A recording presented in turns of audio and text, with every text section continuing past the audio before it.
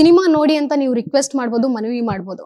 ಆದ್ರೆ ಪೈರಸಿ ಮಾಡೋರ್ಗಂತೂ ಆ ರೀತಿ ಮನವಿ ಮಾಡೋಕ್ಕಾಗೋದಿಲ್ಲ. ಖಡಕ್ ಆಗಿ ಹೇಳಲೇಬೇಕಾಗುತ್ತೆ. ನೀವು ಸಿನಿಮಾ ರಿಲೀಸ್ ಆಯ್ತು ಅಂದ್ರೆ ಸಂಜೆ ಅಷ್ಟೊತ್ತಿಗೆ ಪೈರಸಿ ಆಗ್ಬಿಟ್ಟಿರುತ್ತೆ. ಅಂತವ್ರಿಗೆ ಏನ್ ಹೇಳ್ತೀರಿ? ಯಾಕಂದ್ರೆ ಯಾವ ಸಿನಿಮಾನು ಪೈರಸಿ ಅನ್ನುವಂಥದ್ದು ಬಿಟ್ಟಿಲ್ಲ. ನಿಮ್ಮ ಸಿನಿಮಾಗೆ ಏನು ಪ್ರಿಕಾಷನ್ಸ್ ಏನಾದ್ರು ತಗೊಂಡಿದ್ದೀರಾ? ಪ್ರಿಕಾಷನ್ಸ್ ಅಫ್ಕೋರ್ಸ್ ನಾವು ತಗೊಂತಾನೆ ಇರ್ತೀನಿ, ಆದ್ರೂ ಮಾಡ್ತಿರ್ತಾರೆ.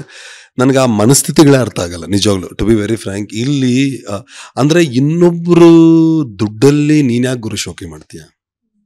ಇನ್ನೊಬ್ಬರು ದುಡ್ಡು, ಇನ್ನೊಬ್ಬರ ಕಷ್ಟ, ಇನ್ನೊಬ್ಬರು ಮನೆಯಿಂದ ತಂದಾಕಿರೋದು. ಅಂದ್ರೆ ಏನ್ ಅನ್ಕೊಂಡ್ಬಿಟ್ರೆ ಅಂದ್ರೆ ಸಿನಿಮಾದವರು ಅಂದ್ರೆ ತುಂಬ ತುಳುಕ್ತಾ ಇರುತ್ತೆ ಅವ್ರ ಹತ್ರ ದುಡ್ಡು ಅನ್ನೋ ಒಂದು ಭಾವನೆಯಲ್ಲಿರುತ್ತೆ. ಬಟ್ ಸಿನಿಮಾದವ್ರು ಅಂದ್ರೆ ಅದಲ್ಲ. ಸಿನಿಮಾದವರು ದುಡ್ಡು ಬಿಟ್ಟು ಏನೂ ಇಲ್ಲ ಅಂದ್ರೂ ಒಂದೊತ್ತು ಊಟ ಸಿಕ್ಕಿದ್ರೆ ಸಾಕು ಶೂಟಿಂಗ್ ಬಂದ್ಬಿಡ್ತಾರೆ.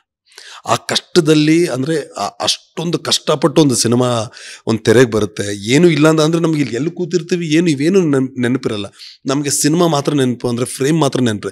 ಇಷ್ಟು ಕಷ್ಟಪಟ್ಟು ಒಬ್ಬರು ಏನೋ ಅವ್ರ ಶ್ರಮ ಎಲ್ಲ ಪಟ್ಟು ಮಾಡಿದಾಗ ಅದನ್ನ ಔಟ್ಪುಟ್ ನೀನು ಎಂಡ್ ಔಟ್ಪುಟ್ ತೊಗೊಂಡು ನೀನು ದುಡ್ಡು ಮಾಡ್ಕೊತೀಯ ಅಂದರೆ ಅವ್ರಿಗೆ ನಾನು ಹೇಳ್ತೀನಿ, ಅಂದರೆ ಅವ್ರು ಕ್ವಶನ್ ಮಾಡ್ಕೊಬೇಕು.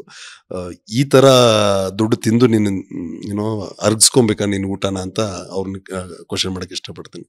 ಇವನ್ ನಾನು ಯಾವುದೋ ಯೂಟ್ಯೂಬಲ್ಲಿ ಬಂದಾಗೂ ನನಗೆ ಇಷ್ಟ ಆದರೆ ಲೈಕ್ ಮಾಡ್ತೀನಿ, ನಾನು ಡಿಸ್ಲೈಕ್ ಮಾಡಲ್ಲ.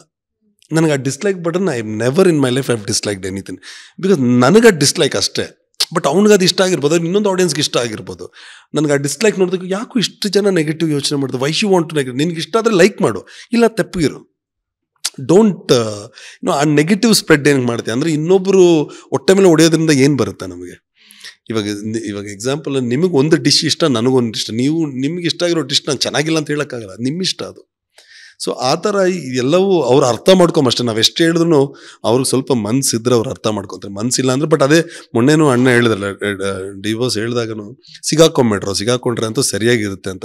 ಅಫ್ಕೋರ್ಸ್ ಬಿಕಾಸ್ ಆ ಫ್ರಸ್ಟ್ರೇಷನ್ ನಾವು ಇರ್ತೀವಿ. ಇಷ್ಟೆಲ್ಲ ಕಷ್ಟಪಟ್ಟು ಇದೆಲ್ಲ ಇದ್ದಾಗ ನಮ್ಮ ಪ್ರಾಡಕ್ಟ್ನ ತೊಗೊಂಡೋಗ್ಬಿಟ್ಟು ನೀನು ಎಲ್ಲೋ ಬಿಟ್ಬಿಟ್ರೆ ಟೆಲಿಗ್ರಾಮಲ್ಲಿ ಹಾಕ್ಬಿಡ್ತೀನಿ, ಇನ್ನೊಂದು ಕಡೆ ಹಾಕ್ಬಿಡ್ತೀನಿ ಅಂದರೆ ಸಿಕ್ಕಿದ್ರೆ ಅಂತೂ ನಿಜವಾಗ್ಲೂ ಆ್ಯಕ್ಷನ್ನೇ, ಬೇರೆ ಏನು ಮಾತೇನಿರೋದಿಲ್ಲ, 100% ಬೀಳುತ್ತೆ.